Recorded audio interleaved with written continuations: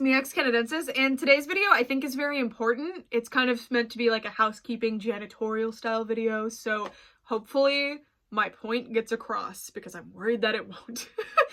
The topic of this video is going to be around pressure in the doll community, specifically pressure to conform and also pressure from kind of influencers or doll content.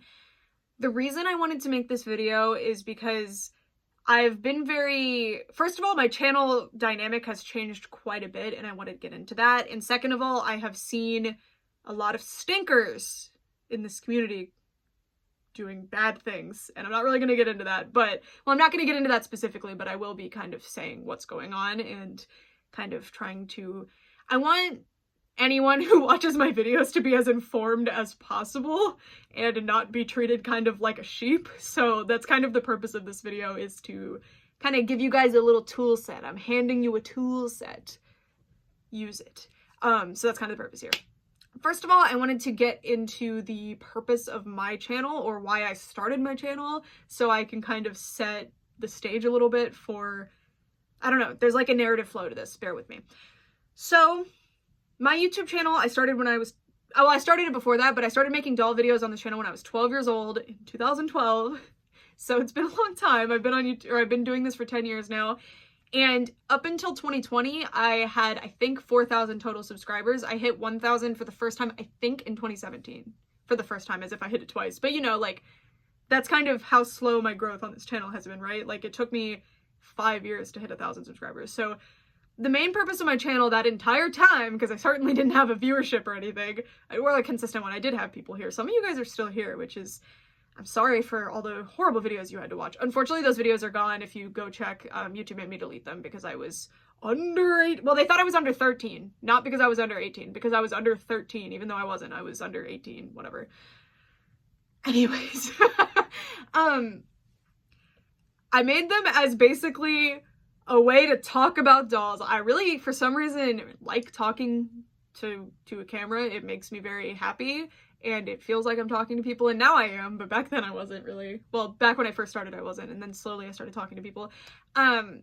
The main thing my channel was, it wasn't usually doll reviews, it was usually just videos about my collection, and then usually like mail hauls, to be honest. So never like, look at this new brand new thing I bought from the store. It was usually like things I bought online. But anyway, it was just kind of, you know, doll friends channel, like a small set of people that I could talk about dolls with, and it was cool. I could like run home from school and get the mail and make a video and talk about my dolls, and it was great. So that's kind of the purpose of my channel, and it still is, right? Like, I just get on here and talk about whatever I feel like talking about that day. As the channel's grown, in 2020, again, I had about 4,000 to 5,000 subscribers, I think. Maybe not even there yet, to be honest. Now I'm at 23K. The growth has been explosive, and thus the dynamic has changed. There's a big thing, it's a big peeve I have, and I don't know how to fix it, because no matter what I try, it doesn't seem to work. And I think it's one of those things that's outside of me that people are applying to me, and I don't like when people project things onto me, but it's not really something I can help, unfortunately, in this situation. And basically it is that in most spaces, if someone has followers, so before I didn't really have a lot of followers, right? So it was kind of a one-on-one conversation, or, you know, like equal playing field conversation.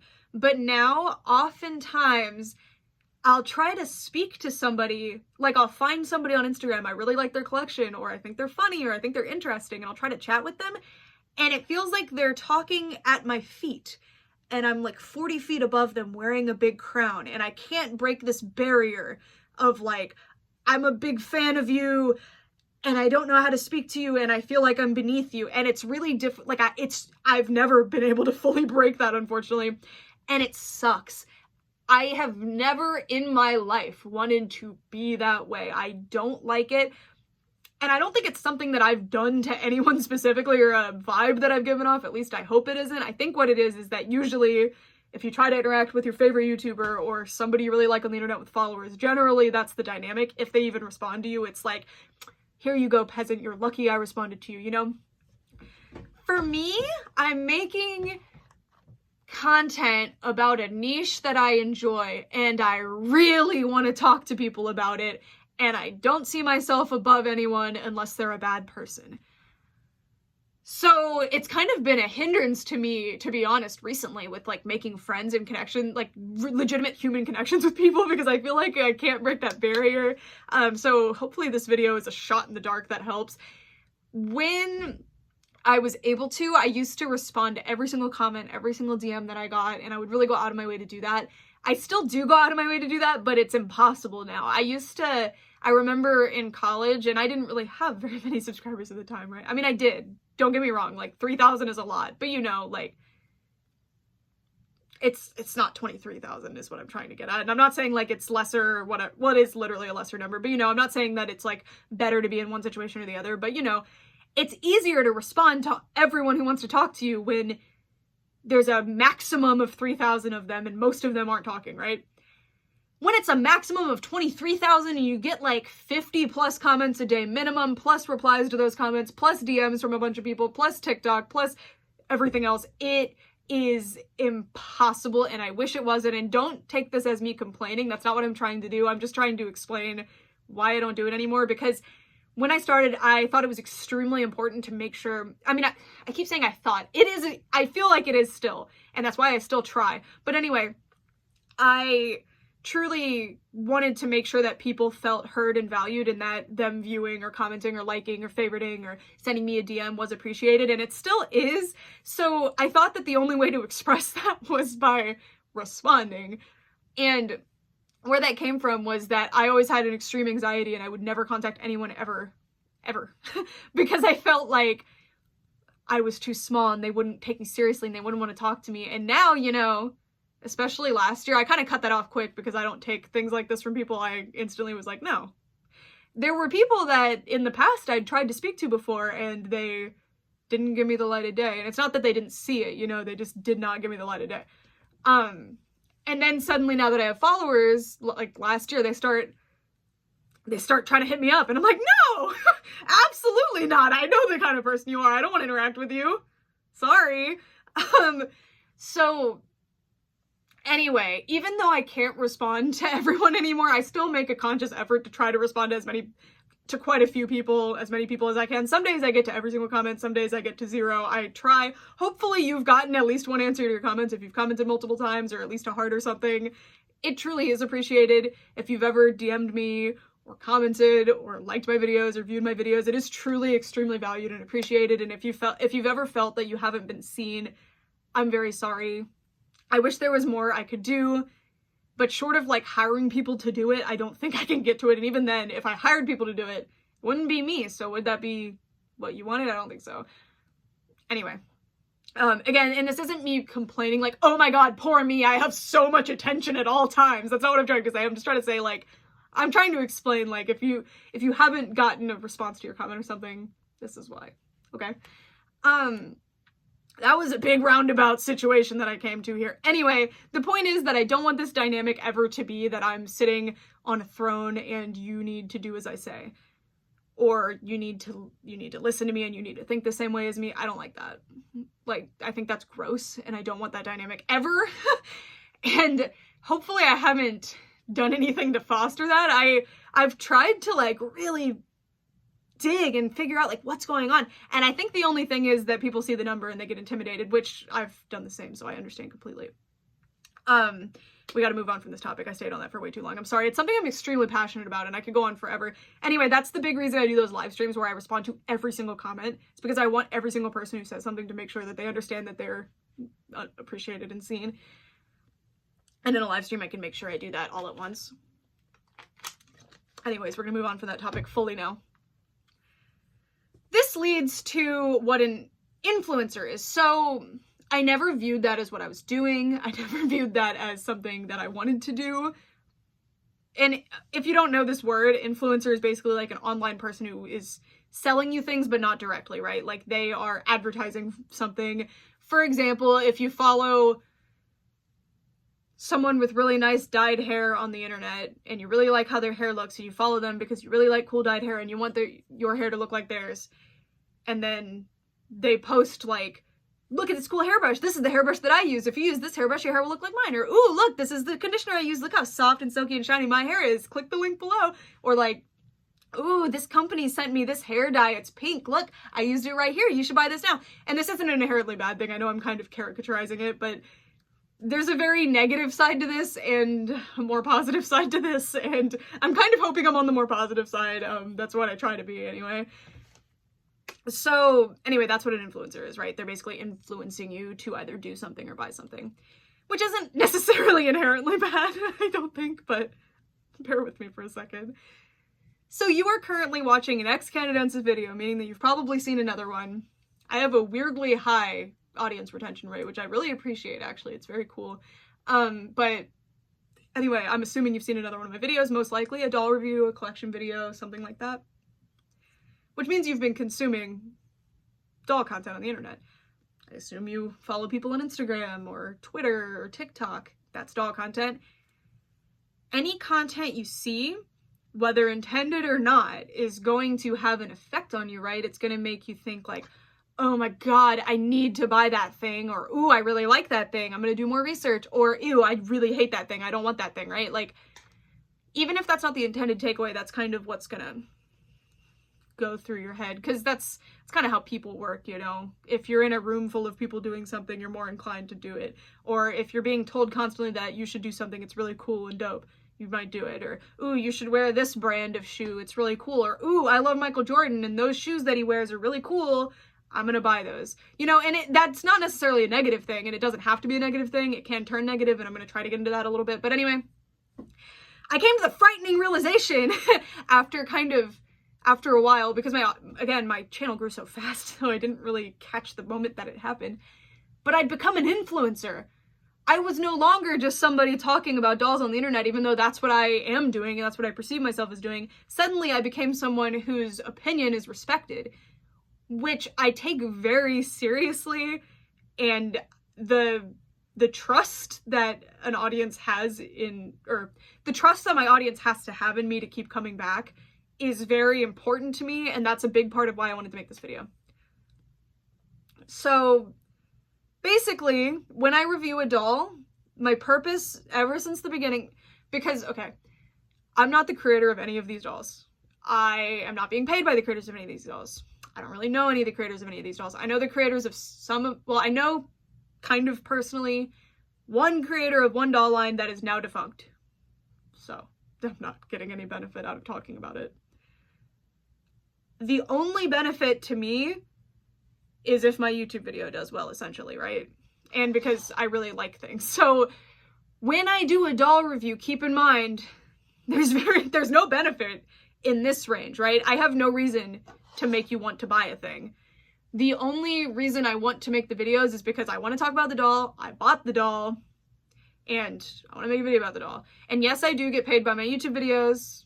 I think that's fair personally. I spend a lot of time on them, and I've spent many years of my life doing them, and if you kind of were to average it out, I'm not really making minimum wage, but I'm very, very grateful to be in the position that I'm in, and I love making videos, and being able to make money off of something that I'm doing anyway is insane. Like, I really, really appreciate, and it's really, really cool. So anyway, keep these 3 things that I mentioned earlier in mind. So when I'm making a video, I just kind of want to talk about the doll, you know? And like, gosh, she fell. Sorry, I've been using her as an example in a lot of videos. I bought Simone. I really like Simone. I like Rainbow High. People watch my videos because they want to hear my opinion on Rainbow High dolls sometimes. Like, I get a lot of requests like, hey, can you review this one? I want to know what you think. I'm planning to buy that one anyway. Why not? So when I make a video of a doll like Simone, I want to make sure I get the best footage possible. Well, that's not always what I do. Sorry, I don't normally get the best footage, to be honest. I just want to tell you guys what I think, you know? I want to tell you the different things that I noticed, the different details that I've noticed, the things that I like, the things that I don't like. I tend to have similar problems every time, like the articulation issue. A new thing that I've started kind of doing more is I try to point out things to look out for so that you don't get a messed up doll in the store. Things like that. The only benefit to me is how my video does, and honestly, negative videos do better than positive videos. I personally don't like making negative videos, so I really don't do it. But anyway, that's what's going on. So there is an alternative to this, though, that I feel is very important to talk about. I just brought this Chelsea over here because I like her. Sorry, I know she's not really pertinent to this video. sometimes, recently, I've been getting sent dolls for free by companies to review them. This is a big responsibility, and I don't know fully if I've done my due diligence in fully explaining this, and that's why I wanted to do this video, and in the future I will do better in that regard. And no, I haven't seen a single person criticize me for this sort of thing, but I think it's very important to talk about, and I do think that I've done my I think I've done a decent job, but I want to make sure it's abundantly clear what's going on here, and I've seen a lot of misconceptions floating around about what PR is and what's going on with that and stuff like that. So, I can only speak for myself here. I've never been paid. My payment, okay, so basically what happens is I have this YouTube channel, I make videos about dolls. Either I email the company and say, hey, I really want to work with you, can you send me a product? Or they email me. I have extremely high anxiety. They email me. I don't email them. The only few times I've emailed a company, they have been extremely rude to me in response. So, I don't email the companies anymore. But anyway, the company MGA recently started contacting me for me to make reviews of their products. This is cool to me because this is a big thing on my channel. I love promotional products. I think they're really cool, and it's one of my favorite things to collect is not only the dolls, but the promotional products. So this is a poster that was inside of a toy store, like of a My Scene doll. And I like store displays. I like the websites that go with dolls. I like stuff like that, you know? So being part of the promotional process is really cool to me. And if you're planning to buy something anyway and someone offers it to you for free, you're gonna say yes. I've worked for 10 years consistently. I've uploaded at least weekly until there was a situation a few years ago where YouTube was limiting my channel severely, so I just kind of stopped uploading. But other than that, I've uploaded at least weekly for 10 years. And again, my videos are gone, but I used to have so many videos on my channel. I had like over 1,000, I think, when I had to cull them. So when companies offer me dolls, I'm like, heck yeah. And this is a moral issue. And it's not, so I have two options here. I can make an extremely overwhelmingly toxically positive review in desperate hopes that the company will keep sending me free things and possibly pay me in the future. Or I can just make a review like I normally do, except I got the doll for free. I do the latter, personally. I've seen people do the original thing I mentioned, where they're basically just shelling the product to you. I think it's really gross and unacceptable. Also illegal. So I kind of wanted to get into what PR is and what's going on there. So some people are paid by PR. I know that for a fact. I can't say who, but you know, it is a thing. There's been some really shady things going on in the kind of influencer space recently. I can't really say what they are necessarily because I don't want to speak on things that I'm not like, I don't have like documents proving or anything, but public relations is meant to be, company sends me a thing, I say my actual opinion on it. Because my audience trusts my opinion, they make an informed decision from there, right? So I'm basically a messenger. A thing that has been happening lately is if you get PR, there's several legal requirements. You have to say that you got it. If you're paid, you have to say that you were paid. And you can't be told what to say. You can be suggested something to say, but you can't be told what to say. These are extremely important. It is incredibly illegal in the US, which is where YouTube is run, and Instagram and all these places, so you have to make sure you follow these laws. You have to disclose that you got it for free, because otherwise there's an unequal ground here, right? Because you guys really trust my opinion. If you don't know that I received it for free from the company, there's a huge breach of trust here and a huge moral folly, right? It's not cool. It's very, very wrong. It's very morally corrupt. It's also extremely morally corrupt to make a toxically positive video just so that the company will continue to trust you, because now you've basically completely betrayed the trust of your audience, and it's really not cool. It's not acceptable in any world. I don't know why people think that's acceptable in any capacity.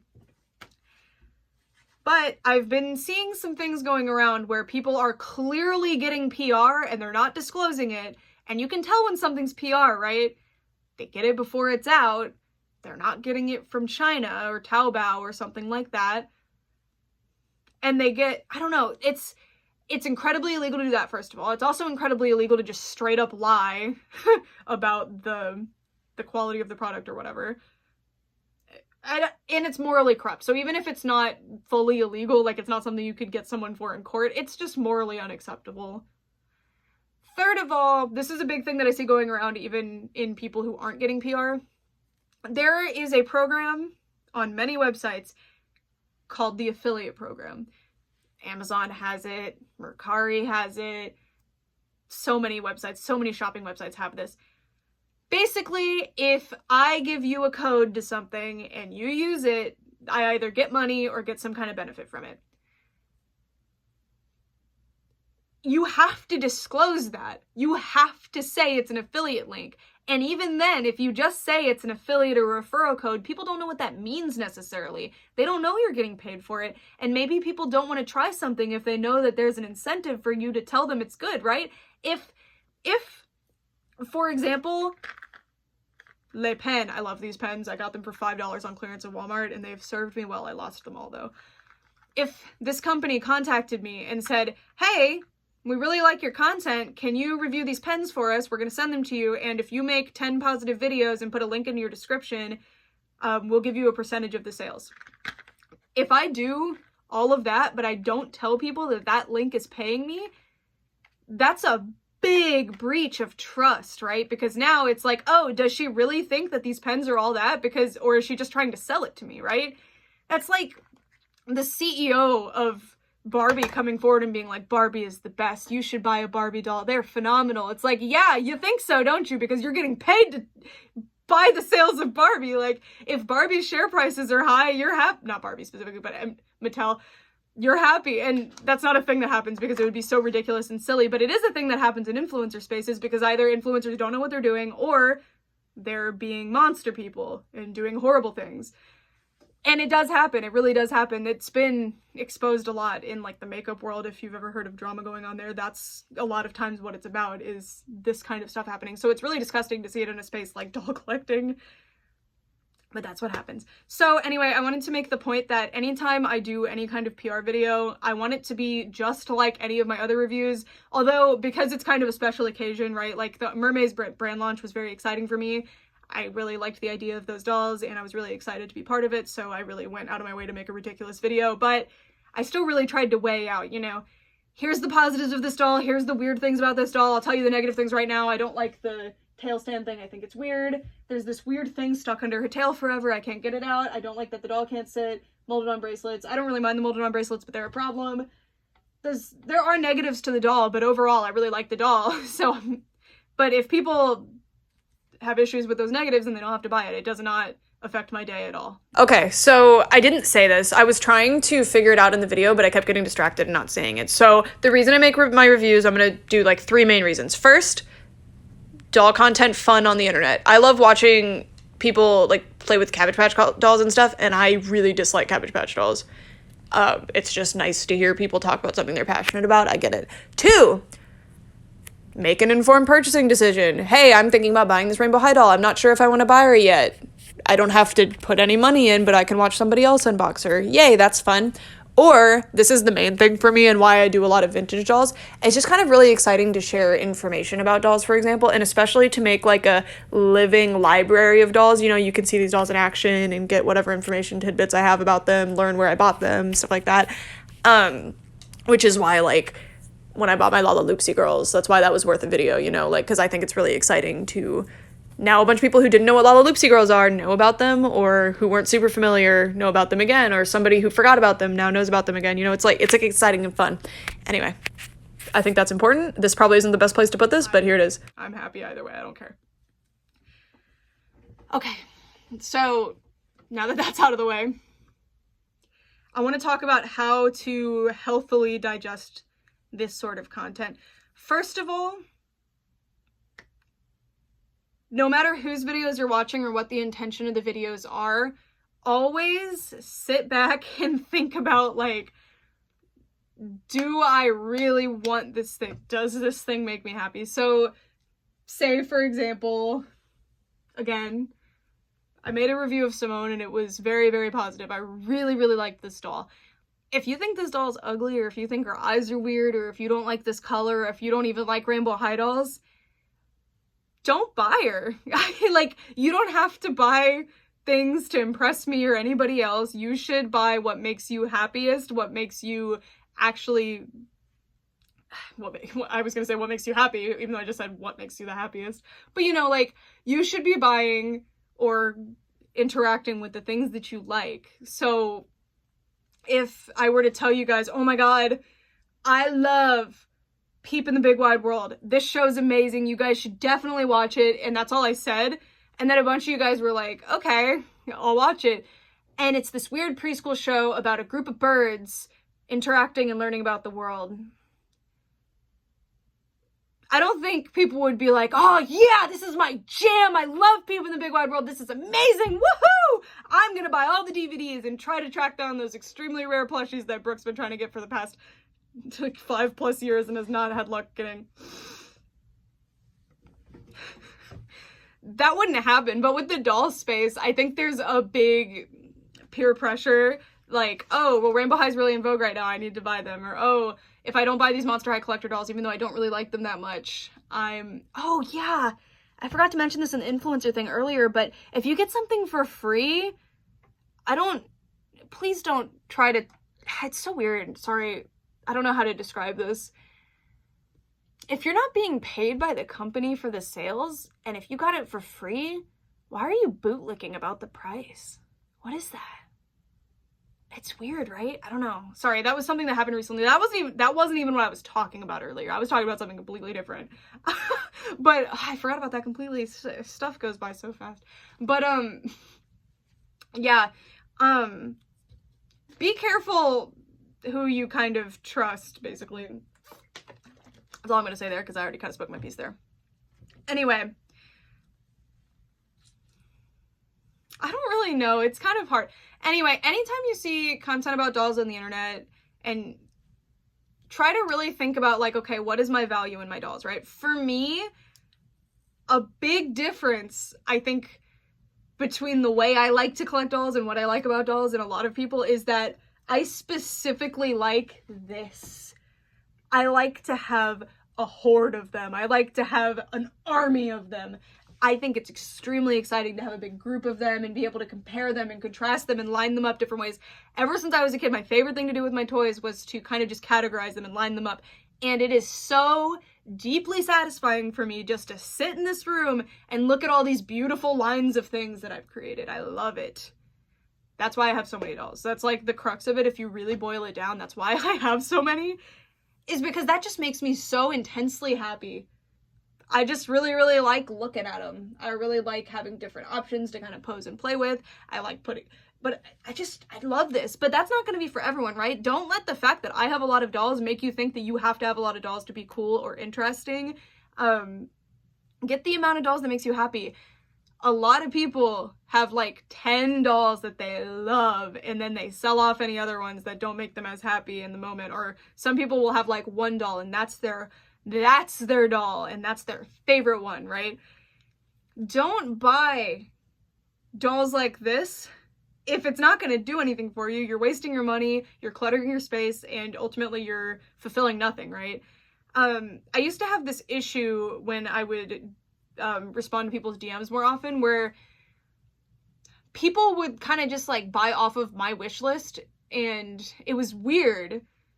And they were doing it to impress me. And then at the end of the day, they would get really, they would be like, hey, you want to buy this from me? And I'd be like, no. Because because they didn't actually want it. It wasn't something that would make them happy. It's not something that they added to their wish list because they liked it. They just got it because they thought it would make me want to talk to them. Which is not, if you ever feel like you need to buy something to be part of something, that something is not something you want to be a part of, I promise. You don't need to ever buy anything to get into something unless it's a concert and you need to buy a ticket to get in, you know? Like, you don't need to have rainbow high dolls to interact with me. You don't have to collect dolls at all to interact with me. You don't have to like Winx dolls for me to respect you. I literally, there's this weird thing, and this is a thing in the doll community. I think some people won't talk to you if you collect a certain type of doll or something, and it's really toxic and weird and gross, and you don't want to talk to those people anyway, like, I promise. If somebody is acting like that, you don't want to talk to them. This is a difficult thing to process in your head, but if somebody is gross and mean and gatekeepy and just toxic, no matter how cool they seem, you don't want to interact with them, I promise. Like, if you have a friend who's just mean to you and bullies you about collecting dolls, that's not your friend. Same concept here, right? If you think that you need to, if somebody won't talk to you unless you have X amount of Ever After High dolls, or if you have this many followers or something, you don't want to talk to them. What happens when you start talking to them? What happens if they won't talk to you unless you have 10,000 followers, and then you get 10,000 followers? Is that a friendship worth having? You had to meet some kind of standard to start talking to them? You have to be this tall to get into the ride? Like, I don't think so. It's silly. And it's a hard thing to kind of wrap your head around, I think, at first, because it happens to me all the time, right? Someone's really cool and I really want to talk to them, and they don't want to give me any light of day because I don't fit some kind of standard. Bye-bye.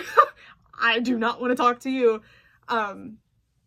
So don't find yourself buying rainbow high dolls because you think it'll make you more friends. Instead, if you're really into la-di-da dolls, I promise you'll find someone who wants to talk to you about whatever dolls or wants to be your friend. I promise. You don't have to do things to impress people, because at the end of the day, if you're starting off a friendship or starting off an interaction with falsehood on your part, even if it's unintentional, it's not going to go anywhere and it's not going to be a happy relationship. You know what I mean?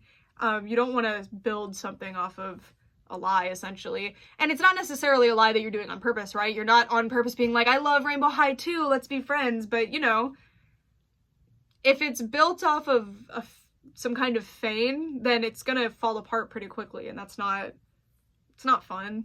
And that's something that I think I've become jaded with age, and I've just kind of learned that, like, certain situations and certain people, I can read them pretty quickly and what they want from me or what I have to be for them. And if I have to be something for somebody or for somebody to respect me or talk to me, then I don't want to be their friend, or I don't want to interact with them, or I don't want to interact, like, I don't want to be in their space. I don't want them to be in my space, certainly. I don't want that kind of energy in my space. It's not pleasant. I hope it's getting kind of weird at the end here. My point is, if you see a video and I'm reviewing a doll and I'm talking very highly of her and I really like her and you think you're interested, give it a few days, give it a few weeks, go to the store and look at her in person, really process and think about, like, do I actually want this thing? If so, great. And I would love to talk about that thing with you, but if not, comment about why. Let me know and tell me what doll you like instead. That's totally okay too. Obviously, it's kind of weird when I'll make a video about something like, oh my god, I love this thing so much, I'm so happy. And then someone will comment, that's ugly, I hate it. I'm like, it's not necessarily bad to comment that, but I'm like, sorry. But I think it's a lot more exciting to be, because, oh, no one likes a yes man. There it is. I used to say this all the time. I forgot that, yeah, so I used to have a lot of friendships where I just had kind of a yes man in my ear that I'm not going to say any specific examples because I think it'll give it away, but I'll be like, or they'll DM me like, ooh, I don't really like Simone very much. And this is something that happened years ago, by the way. Simone did not exist yet, but someone will DM me being like, you know, I really don't like that new Rainbow High doll Simone very much. And I'll be like, really? I love her so much. I think her hair is so pretty and her eyes are so purple and I love her. And they'll be like, yeah, I love her too, actually. I think she's really cool. It's just that I didn't like something minor or something. Watching someone switch up on you really quickly is like... And that happened to me a lot outside of dolls too, I think, where it's like, you don't have to like this show to be my friend. I don't have to talk about the show with you. We have a million other things in common. And it comes from being scared of losing someone or being scared of fighting with someone, and I totally understand. But if somebody would truly fight you because you don't like Simone as much as they do, come on. And I do make jokes with my friend, like me and Pancake Boss. Pancake Boss Pancake Box, change your username. Pancake Box, oh my god, I did it again. Pancake Boss, or Zach, my friend, he doesn't like Margot. And we kind of bully each other back and forth about that. Like, he's like, you like her? And I'm like, yeah, I like her. You don't like her? You're wrong. Your opinion is wrong. But that's like joking, you know? There's, it can vary. It's just kind of something that you have to kind of read the situation and the nuance of it. But don't just cut someone off immediately if they're like making a joke with you, you know? But yeah, basically be careful when you're interacting with people online and try to assess what situation you're in, especially if you're watching a content creator like me. My job is to make videos. My job isn't to make you buy something, and I never want the takeaway from my video to be, you need to buy this thing, you know? And I don't really know how to change anything to make that more clear, because I really, really, really make it abundantly clear, I think anyway, but maybe I could do better. I don't know. I just wanted this video to be here so that there would be like a concrete place to digest what I mean, you know? And so nobody can ever point to me and say that I'm doing this thing, because I'm saying here and now, this is how it works. This is how I run my channel. If you don't like it, you can get out and watch someone else's video. It tells you what to do. If you like to be told what to do, don't be here, man. I don't want to tell anybody what to do. I think that's weird. Yeah, that's it. Bye. Thanks so much for watching, especially if you stuck to the end, because this one was kind of a mess. But I did it! I trucked through it! Weird hair. Goodbye.